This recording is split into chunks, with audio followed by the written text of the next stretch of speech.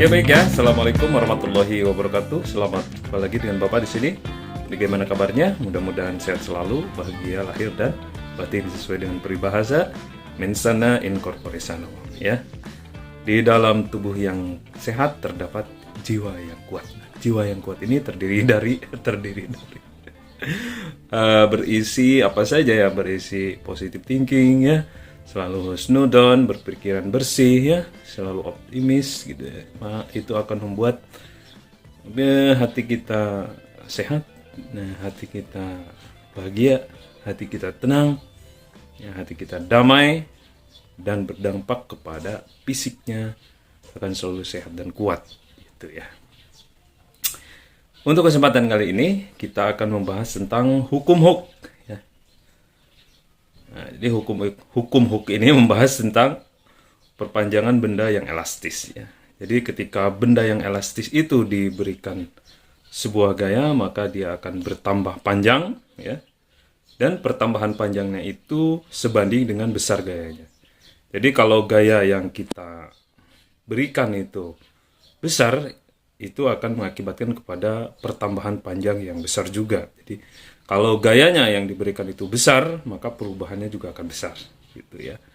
Jadi si Hook ini menemukan kesimpulan bahwa kalau ingin perubahan yang lebih besar, maka harus memberikan gaya yang lebih besar juga ya. Tapi khusus kepada benda-benda fisik yang elastis, asalkan gayanya tidak melebihi batas elastisitas benda tersebut, maka pertambahan panjangnya akan sebanding dengan besar gaya yang diberikan kepadanya. Nah, itulah kesimpulan dari hukum Hook ya. Kalau kita lihat dari rumusnya, F sama dengan min K dikalikan delta X ya, tandanya minus karena misalkan ya gini, ketika kita menarik sebuah per atau kita menarik sebuah neraca pegas ke bawah itu, kita tarik dengan tangan kita, kita tahan pegas tersebut, maka tangan kita akan pegal menahannya. Ya, karena pegas tersebut ingin kembali lagi ke keadaan semula. Ya. Nah, jadi gaya yang kita berikan itu akan berlawanan dengan gaya pegas ingin kembali lagi. Makanya tandanya minus. Tanda minus itu menunjukkan arah perlawanan terhadap gaya yang kita berikan. Kita berikan gaya supaya pegas itu bertambah panjang ke bawah, sementara pegas itu ingin kembali lagi ke atas. Nah, makanya tandanya minus, karena berlawanan dengan arah gaya yang kita berikan. Baik ya, itu untuk lebih jelasnya, maka kita ikuti ilustrasi dan penjelasan berikut ini.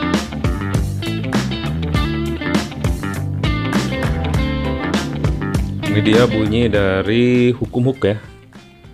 Jadi kenapa namanya hukum Hook ya? Karena yang mempelajari tentang ini, yang menemukan tentang hukum ini dulu bernama Robert Hooke ya, orang Inggris gitu. Untuk lebih jelasnya mengenai sejarah siapa itu Robert Hooke, bisa di Google aja ya, di searching. Kan ketik aja Robert Hooke ya. Pasti di sana lengkap ya sejarahnya, kelahirannya, dia orang mana gitu ya. Nah, untuk fokus kali ini kita ke hukum Hook-nya, jadi ilmu yang didapatkan dari Robert Hooke ini. Jadi bunyi hukum Hooke di sini sudah tertulis, kita baca ya.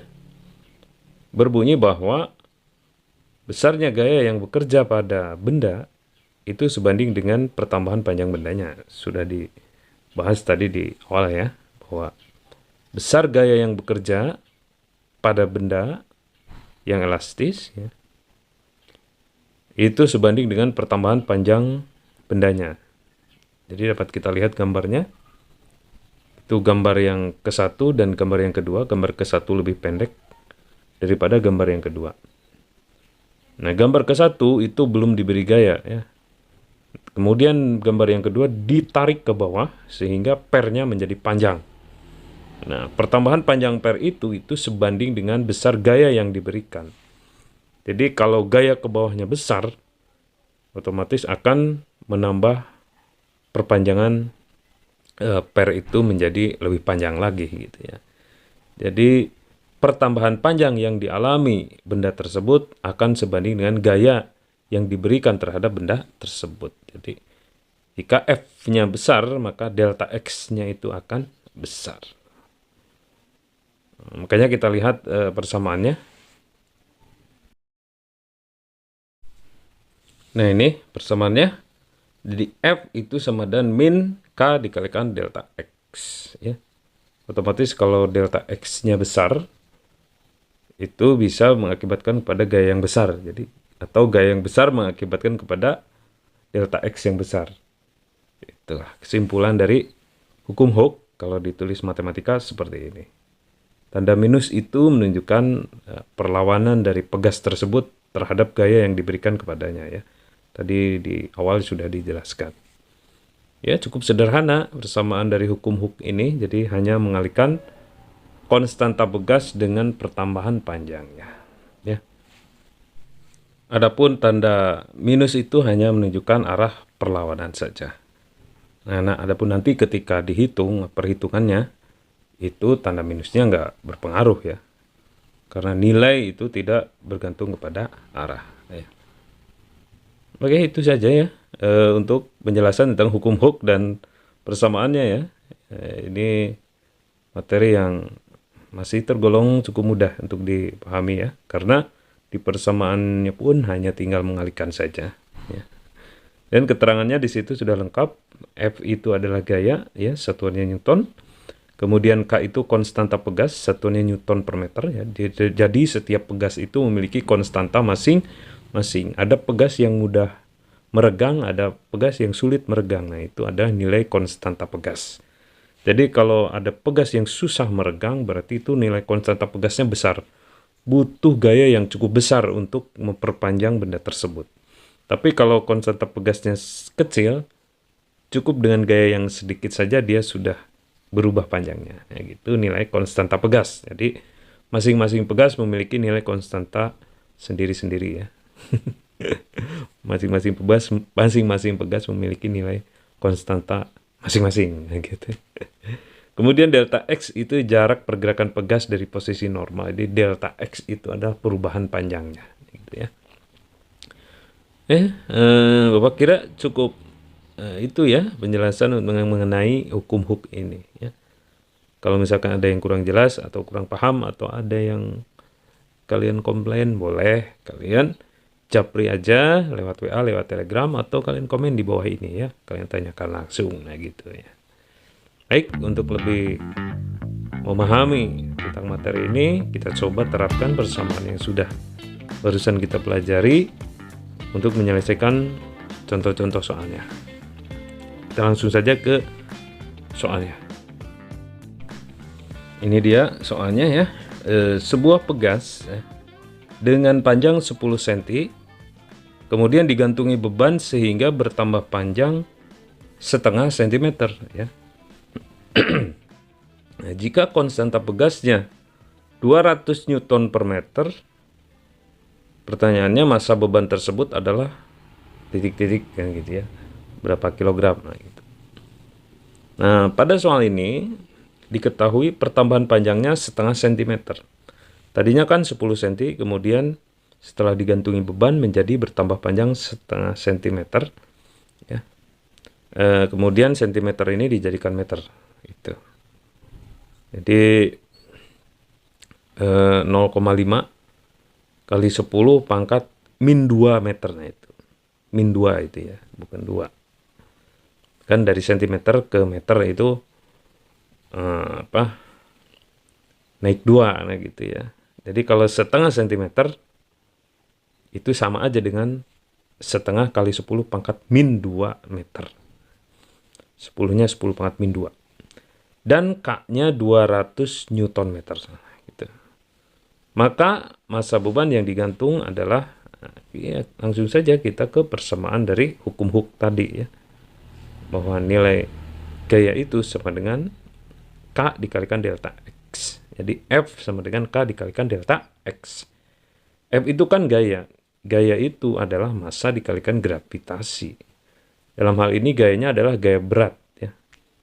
Karena pegas itu digantungi beban. Nah, beban itu menggantung ingin jatuh menuju pusat bumi kan gitu.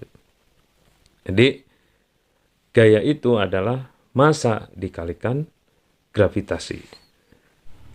Ya, jadi F-nya diganti dengan M kali G. Sama dengan K dikalikan delta X. Ya.